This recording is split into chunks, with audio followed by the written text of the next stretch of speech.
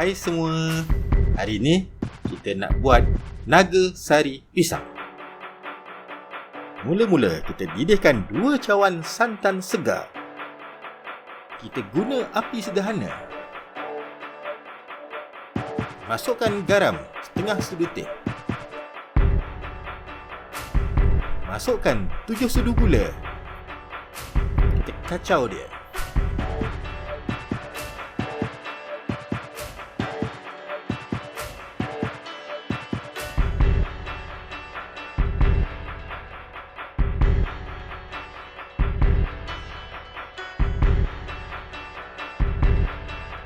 Tunggu hingga didih.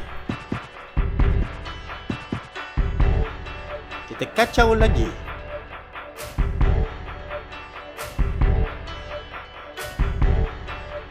Bila dah didih, kita tutup api dan alihkan periuk. Masukkan 250 gram tepung beras.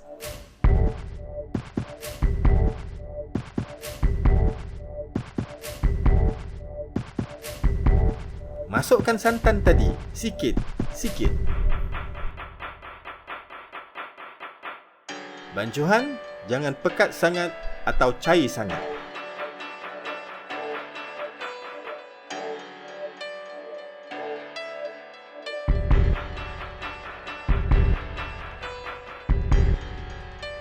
Kita kacau sampai rata.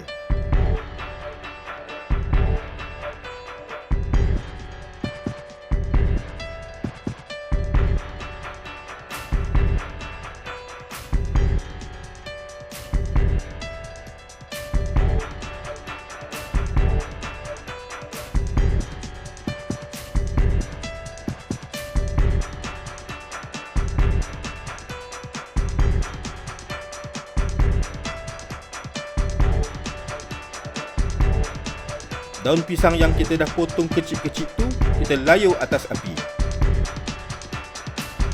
Ni nak elak daun pisang tu mudah koyak.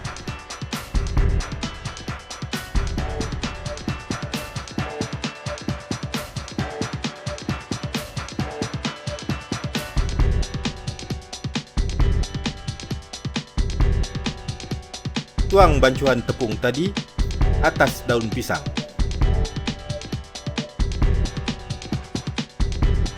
Kita letak pisang nangka yang dibagi 4 tadi. Tutup pisang tadi dengan bancuhan tepung. Kita bungkus macam lipatan ni. Kita pilih pisang nangka sebab dia manis.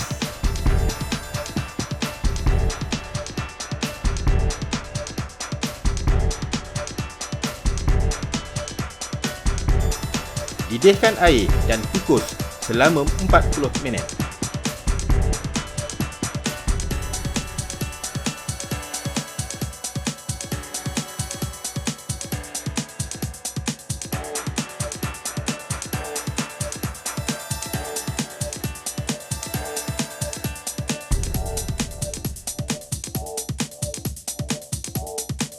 Jangan lupa untuk subscribe.